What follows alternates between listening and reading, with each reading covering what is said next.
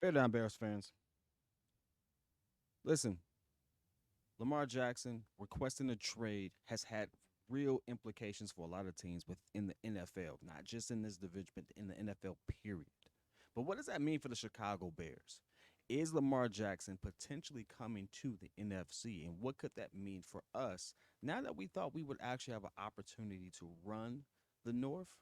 Well, let's talk about it. Listen, if you haven't been living under a rock, my name is P. Kid, co host of the Windy City Breeze. We talk Chicago sports, how Chicago talks. Let's get into it. The topic of the day is now hey, Lamar Jackson may be on the move. He's officially requested a trade. It seems like the entire ordeal with the Baltimore Ravens is not going to pan out as many thought. Now, I am one who has always been of the notion that, hey, they're disagreeing a couple of things now. Yeah, it's a contentious, negotiation, but for the most part, they're going to get a deal done.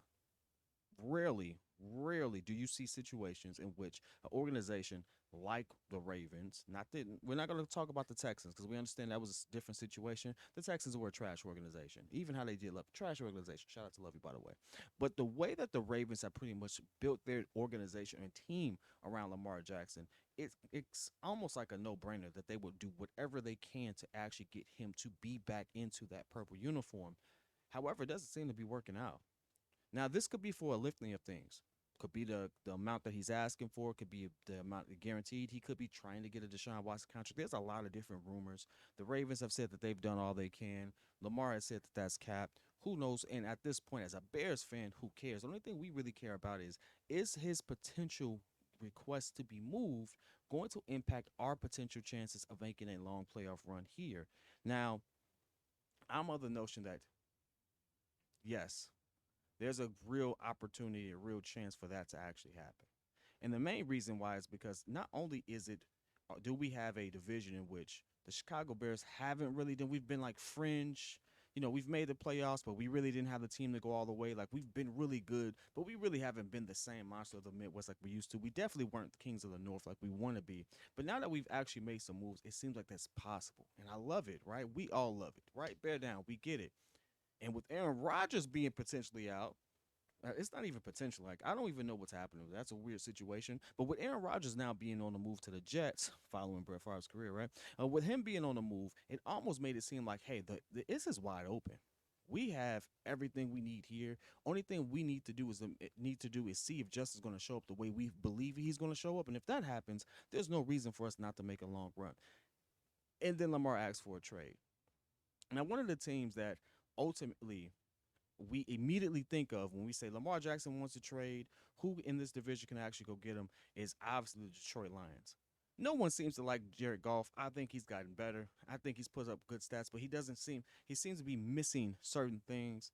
And so I thought the Detroit Lions would be the team to sit there and make a move and get in on those negotiations for it because it just kind of made sense. They were a fringe playoff team. They actually were, I think, one game out, had a better record than us for sure. Jared Goff did play good football. And believe it or not, I can't believe I actually said, but Jared Goff really did play good football. They actually looked really, really good. They were kind of like the Cinderella story of the NFL last season. But to have a chance to get a former MVP, passing leader at one point, and just phenom like Lamar Jackson in his prime still, if you want to consider 26 his prime, it's like a no brainer, right? It's like, hey, Jared Goff did well, had a good season, had a couple good seasons. If you go by statistically, Jared Goff is not a bad QB. He's just not the QB of the future for most people, but he's not a bad QB. But is he Lamar Jackson? And does he have that potential? And it's like, probably not. So instantly we think, what does that look like, right? But sure enough, Dan Campbell comes out just today, like literally as I was preparing for this video, and goes, we have our QB. Okay, Dan. He just goes says, hey, listen, heck of a talent. And I quote, he says, heck of a talent, but they have a QB and they're good with their QB, realistically. So the Detroit Lions are out. But the Minnesota Vikings rumors have been cooking right now. In fact, out of all the teams, which I thought, Detroit was my number one pick to say, hey, they're going to go get it, might as well. The Vikings has been really heating up, mainly because they have the personnel, they have the scheme, they just sometimes don't have the QB.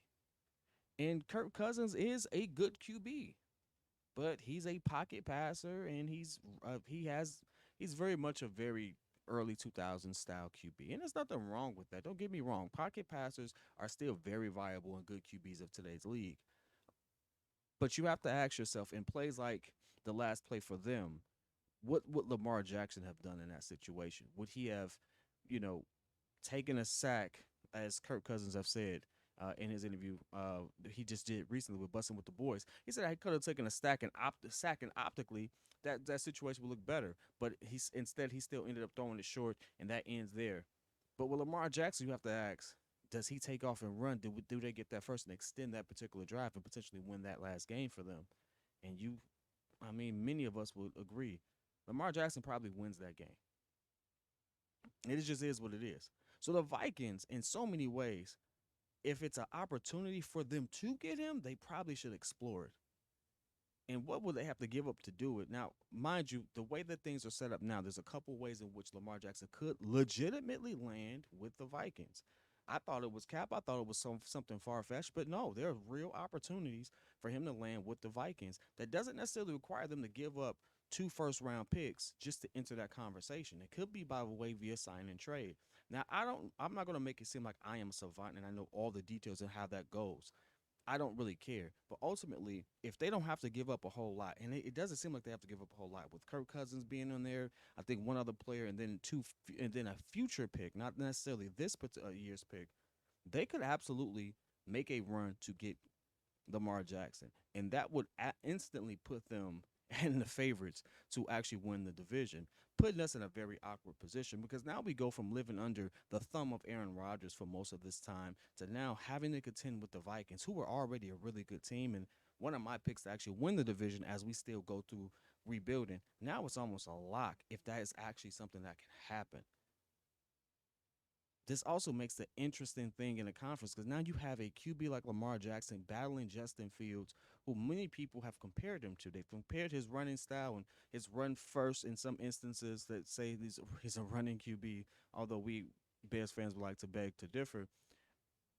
They would compare those particular styles. They would sit there and actually have an interesting duel. And I would love to see it from a competitive standpoint. From a fan who just loves to see good football, I would love to see Lamar Jackson and Justin Fields have to battle it out multiple times in the season. I really would. That would be like the best for me. But I also want us to have the best opportunity to always win, to win the division. And I don't know if that necessarily does it for me. I'm like, hey, keep Lamar Jackson where he's at. Let him go to Miami. Let him go to Tampa Bay. Let him bother somebody else.